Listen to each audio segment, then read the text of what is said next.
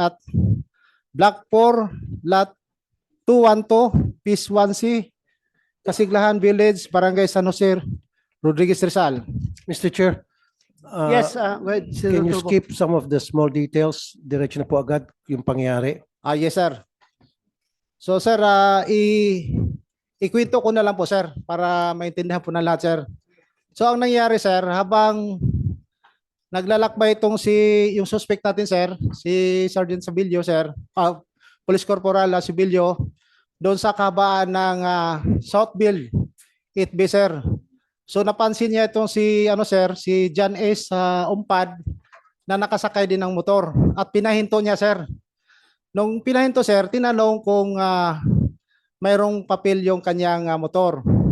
So, sa inakala nung victim, sir, si John S. Umpad, na kasi nagpapakilalang pulis, sir, inignore niya, sir, at umalis siya doon sa lugar. Hanggang sa sinundan siya nitong pulis nito, sir. Pero itong pulis nito, sir, naka-off duty po, sir. Hindi po siya naka-duty. Naka-uniforme? Negative, sir. Naka-civilian na po, sir. At mayroon siyang back ride, sir, na yung isang suspect din, sir. So habang pauwi sila, sir, doon sa bahay nitong biktima, sir, ay nung pagliko niya doon sa mismong bahay niya, kasi yung bahay nila, sir, halos kanto lang din, sir, nung pagitan.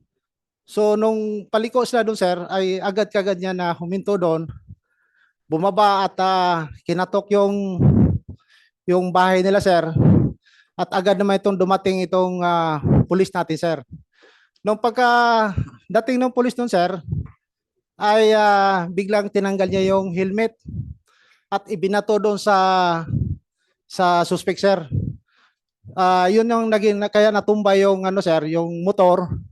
Ay bumunot naman ito ng baril, sir. Akma naman, sir, nung pagbunot niya ng baril, sir, saka naman lumabas yung nakababatang kapatid ni sir, na si sir, si Francis, no? Ay pinutukan niya. Kaya yun ang tinamaan, sir, dito sa tiyan, sir. Pero nakatakas po si John A., sir. What prompted the shooting? Nag-start doon sa paninita, sir, na Yung sinusundan, pagputok sir, nga doon na sa bahay. yes, sir. Nung binato ng helmet, sir, Binato ng helmet yung yung dalawa, sir, yung suspect, sir, na Okay. natumba, sir.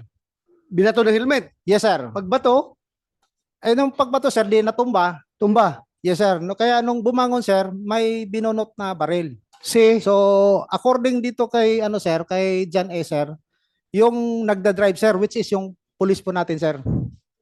bunot ng baril. Yes, sir. At Tapos? pinutukan. So, instead na, kasi, sir, nung kinatukan niya, sir, agad naman na bumangon to yung kapatid niya, siguro tulog kasi mga alas 12 na, sir, eh. Pasado na, sir, eh. Nung lumabas, saka nung pagputok niya, sir, yun ang tinamaan yung kapatid. Yung nakababata niya kapatid, sir, na dito naman tinamaan sa may tiyan, sir. Patay. Dinala pa muna sa hospital, sir. Ah. Tapos sir, namatay din sa hospital, sir. So, nasaan ito ngayon si Sabilio?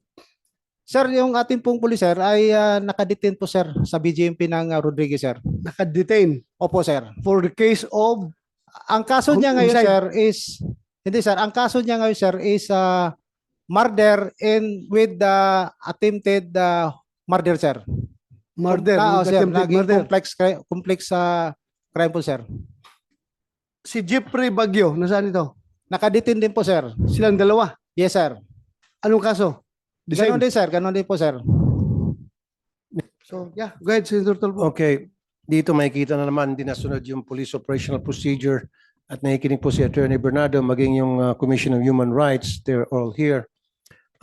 Very common na ito sa ating kapulisan. Unfortunately, it happens again and again and again. And if you remember, nagkaroon tayo ng isang hearing na ganito, Mr. Chair, na kung saan naninita po yung mga pulis ng walang probable cause ng mga nakamotorsiklo. Palaging tinatarget yung motorsiklo, pero pag yung kotse, hindi nila kayang parahin.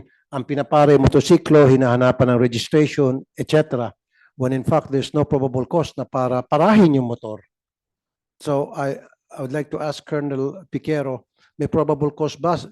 Sabihin na natin, sige, siya ay police. Okay, sige, nakasibilyan. May karapatan siya manita. Siguro nakita niya probable cause na kailangan sitahin. Ano yung probable cause para parahin niya yung nakamotor? sir? Actually, sir, wala siyang probable cause, sir, kasi naka-off duty siya, sir. Yes, General, sir. Your Honor, hindi po namin kinakadal yung police namin. But yung binanggit nyo niya kanina na we violated yung POP, yung police po natin at that time is off duty po yung police po natin. So in other So words, naka-civilian siya. wala po siyang karapatan na manita. Exactly po. Ito, medyo kakampihan ko ng konti yung police. Okay, pero kung meron siyang nakitang probable cause na parasitahin dahil bilang police, halimbawa may nakasukbit na baril o may daladalang samurai, pwede siguro parahin niya yon kahit siya ay civilian, kahit na siya off duty. Tama? Pero Oh. this time, walang probable cause talaga. Opo, sir. Pwede po niyang sitahin yon kung may nakita po siya. Kahit Baka off duty siya. mga pulis kayo nanonood sa atin ba? Baka sa babalik naman yung mentality na off duty ako. Hindi ako pwedeng manghuli. 24 hours tayong pulis. Di ba? Off duty ka or on duty ka, pag swear mo kahit na anong oras, kahit off duty ka, sinumpaan mo yan. Nag-oath ka na pulis, you have to enforce the law. Kaya baka mamaya mayroon na naman kayo magsabi, oh, off duty ako, hindi ako magtrabaho. Kahit na may nakita siyang krimen. Di ba? Yes, So sir. yun lang isitin natin ngayon dito. Yeah. Hindi porke off duty or on duty ka, hindi ka pwede manghuli. No. Police ka 24 hours a day. Clear? Clear tayo dyan, ha? Opo, sir. Okay, so yun lang ang gusto ni Senator Tulfo, yung probable cause, kung may nakita ba sila o na dapat hulihin, dapat parahin o pinagtripan lang ng police o ano. So yun ang gusto niyang klaruhin ngayon. Yes, Your Honor. And And with that, I would sir, like may to, dadagdag I po would like ako. to commend General Lucas and Colonel Piquero dahil nakita ko naman po talaga, tinututok ko itong kasong to. Tulad sinabi nila, they don't cuddle, hindi po nila kinukonsinti yung kamalian ng kanilang kabaro. For that, General Lucas, I really salute you. Colonel, saludo po ako sa inyong dalawa. Go ahead, General. You would like Marami to say pong something? salamat. Idadagdag ko po, sir. That time na nanita itong si Sabilio, lasing po siya, Your Honor. Isa pa yun. Lasing pa talaga. So, siguro it's about time na isingit natin doon sa police operational procedure yung tamang panita, kung wala pa, Mr. Chair, and then magkaroon tayo ng steep penalty doon sa mga nagkakamali ng mga pulis, lalo na yung pagpapara sa mga motor. Kasi Mr. Chair, siguro ikaw nakakapansin nito, ikaw nagbumotor din. Siyempre, walang papara kay Senator Bato de la Rosa, dating Chief PNP. Pero pag yung mga ordinaryong rider ba, Mr. Chair, makikita mo kung minsan pila-pila yung mga nakamotor. Tapos may mga pulis naghahanap ng rehistro. So sinisingle out po yung mga motorcycle. Samantala yung mga kotse, kung gusto nyo manita, kung yung motor ba ay nakaw o hindi, ganun din dapat gawin nyo sa mga kotse para pantay-patas. Yun nga ang, kung magbasa ka sa social media, halos yan palagi laman ng mga reklamo ng mga tao. Bakit daw yung motor lang ang sinisita? Tapos yung mga kotse hindi daw sinisita. So, ako naman, ako lang, ang explanation ko lang dyan, sa akin on my part, sabi ko, random yung check nila, random, pinipili lang nila kung sinong gusto lang isita, hindi lang sisita lahat. Pero, sa'yo yan, kung ikaw ay police. Pero doon sa ordinaryong civilian, ang sama niyan, very discriminatory ang dating. Di ba? Kasi, pareho lang naman kami pwede. Bakit ang four wheels ba hindi pwede mag-commit ng krimen? Baka mas marami pang kontraband ang loob ng kotse na yan dahil kotse yun. Ako, motor lang ako. Bakit ako ang palagi sinisita? So yun ngayon ang hinaing ng mga kababayan natin na nagmumotor. Yeah, go ahead. Your Honor, allow me to answer kung bakit karamihan ng sinisita natin po ay yung mga nakamotor. Based sa statistics po namin dito sa 4A, karamihan po ng crimes are being perpetrated by motorcycle riding person. So, yun po yung tinututukan natin. Almost 80% po ng crimes. Pero Thank you po. tulad sinabi po, General, ni Senator De La Rosa, discriminatory pa rin. Dapat, kung gusto niyo mag-check ng kontrabando o maybe this person is carrying a contraband, mas lalo na sa kotse. Yan sinasabi ko noon pa eh. Diba? Yung kotse pwede pa magladyan ng M16, M203, diba? Sa trunk. Samantalang yung motor, hindi. So dapat, para hindi discriminatory, lahat across the board para hindi po lumilitaw na tayo ay nagdi-discriminate. Napolcom, for the meantime, habang nagpapasa po ako ng bill pertaining to this, can you put a stop to police officers manning checkpoints na ang sinisita lang yung mga motor at yung mga kotse ginugo? Kung magninita sila, lahat dapat para pantay. Before you answer, Attorney Bernardo, I would like to acknowledge the presence of Senator Jingo Estrada. Pasalamat yung tatlo at nakaalis na bago dumating si Senator Jinggoy. Nanganganib yun sila kung dumating ito maaga.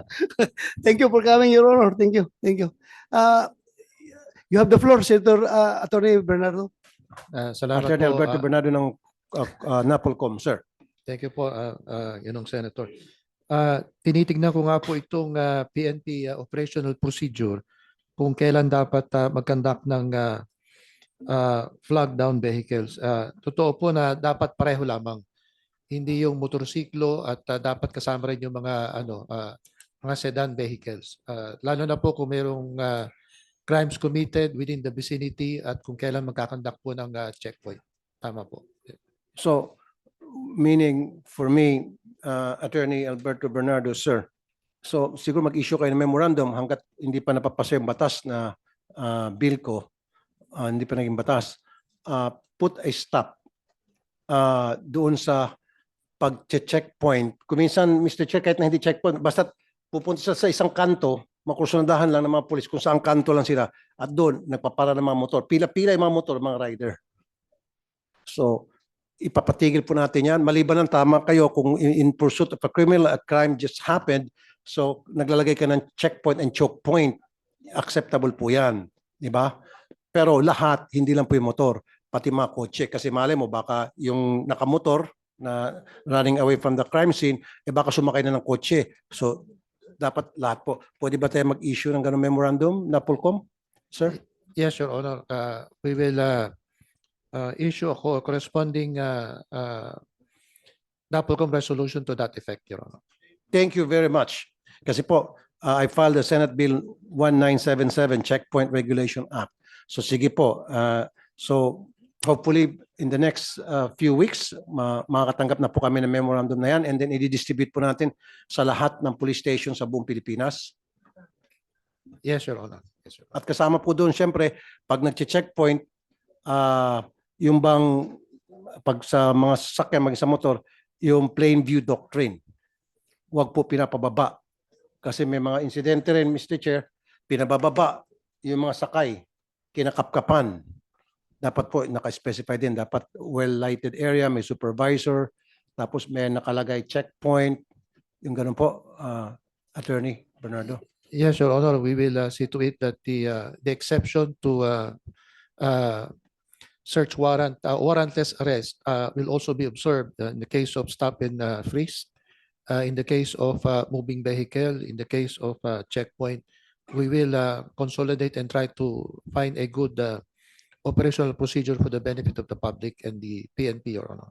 Is yung PNP dapat constant reminder niyo sa mga tao niyo yung plain view doctrine kasi palagi nababiolate pag may checkpoint.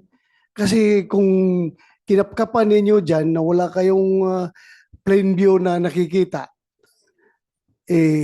kung kakasuhan kayo, pwede kayo magkakasuhan talaga. Yung mga kababayan natin ngayon nakikinig, pwede kayo nila ireklamo yung pulis o yung sundalo o sino mang nagka-checkpoint sa kanila na binabiolate yung plain view doctrine. Di ba? Ayun, i-open. Paki-open nga yung kuan mo. Oh, bakit ko i-open?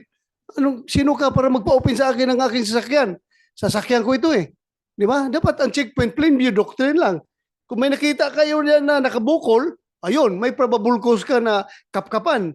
Pero kung wala naman, bakit mo kapkapan? You are violating my privacy.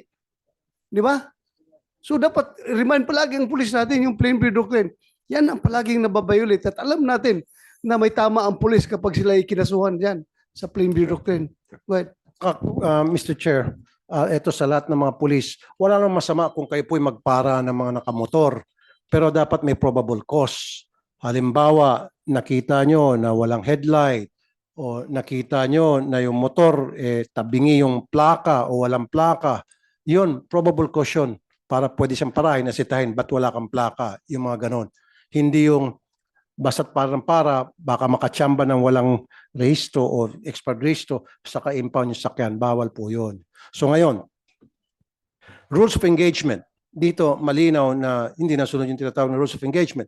Yung mga pulis natin, baril muna sa kapapaliwanag.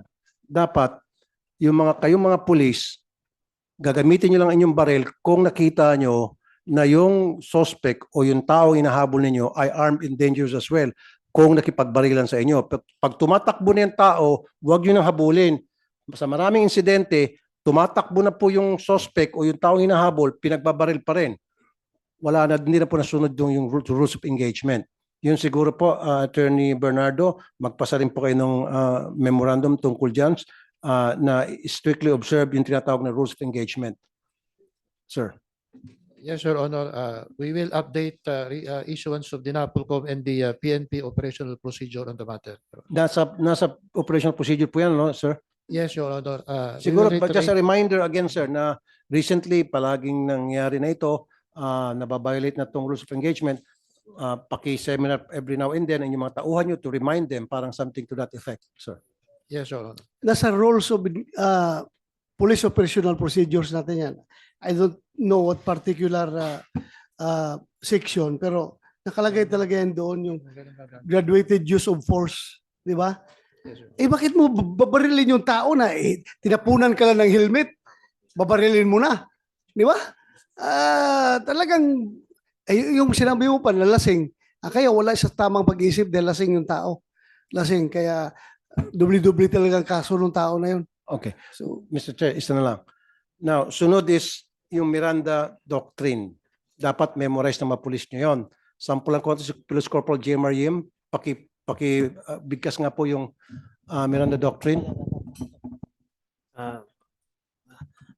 You have the right to remain silent. Anything you say might be used and can be used against you in a court of law. You have the right to have own counsel of your own choice. If you cannot afford, the government will give you once free. Dapat ma-promote ito. yung magaling, investigator Investigator, kaya alam na alam niya yung Miranda Doctrine. Kasi marami sa mga pulis natin, Mr. Chair, hindi alam. Mabulol siya, diretso-diretso magaling. Hanga ako sa iyo, Corporal. Talagang ikaw ay isang pulis na alam niya yung trabaho. Si Senator Estrada ata, may gusto sabihin, Senator Jinggoy? Yes,